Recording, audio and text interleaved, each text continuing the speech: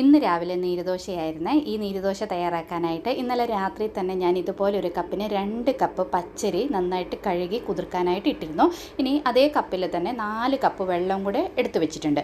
ഇനി നന്നായിട്ട് കുതിർന്ന അരി നമുക്ക് മിക്സിയുടെ ജാറിലിട്ട് തരിയൊന്നും ഇല്ലാതെ നമ്മൾ എടുത്തു വെച്ചിരിക്കുന്ന 4 കപ്പ് വെള്ളം ഉണ്ടല്ലോ, അത് കുറേശ്ശെ ഒഴിച്ചിട്ട് ഇതുപോലെ നല്ല ഫൈനായിട്ടൊന്ന് അരച്ചെടുക്കാം. അരച്ചെടുത്ത മാവ് നമുക്ക് വേറൊരു പാത്രത്തിലേക്ക് ആക്കി കൊടുക്കാം. ഇനി ആവശ്യത്തിനുള്ള ഉപ്പും 1 കപ്പ് ചിരകിയ തേങ്ങായും പിന്നെ ഒരു ചെറിയ സവാള ചെറുതായിട്ട് കട്ട് ചെയ്തതും ഇതിലേക്ക് ചേർത്ത് കൊടുത്തിട്ടുണ്ട്. ഇനി അരച്ചിട്ട് നമുക്ക് ബാക്കിയുള്ള വെള്ളം മിക്സിയുടെ ജാറൊക്കെ കഴുകി ഇതിലേക്ക് വെള്ളം ചേർത്ത് കൊടുക്കാം.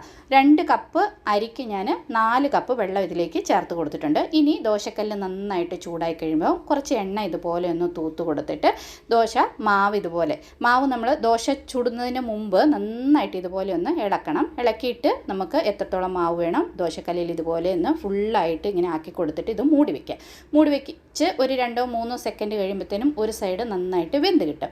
എന്നിട്ട് ഇതൊന്ന് മറിച്ചിടാം. അപ്പോൾ നമ്മൾ ആ തേങ്ങായും സവാളയൊക്കെ ഒന്ന് നന്നായിട്ടൊന്ന് മുരിഞ്ഞ് നല്ലൊരു ഫ്ലേവറും കൂടെ കിട്ടും. അപ്പോൾ 2 സൈഡും നന്നായിട്ടൊന്ന് വേവിച്ചെടുത്ത് കഴിഞ്ഞാൽ അടിപൊളിയായിട്ടുള്ള നീരുദോശ റെഡി ആയിട്ടുണ്ട്. ഇതിന് പ്രത്യേകിച്ച് കറിയൊന്നും വേണ്ട, നമുക്ക് ചൂട് ചായയുടെ കൂടെ അങ്ങനെ തന്നെ കഴിക്കാൻ നല്ല ടേസ്റ്റാണ്. അല്ലെന്നുണ്ടെങ്കിൽ തേങ്ങാ ചമ്മന്തിയുടെ കൂടെയും അടിപൊളിയാണ്. ഒരു പ്രാവശ്യമെങ്കിലും ഇതൊന്ന് ട്രൈ ചെയ്ത് നോക്കണേ. ഇഷ്ടപ്പെട്ടാൽ ലൈക്ക് ചെയ്യണം.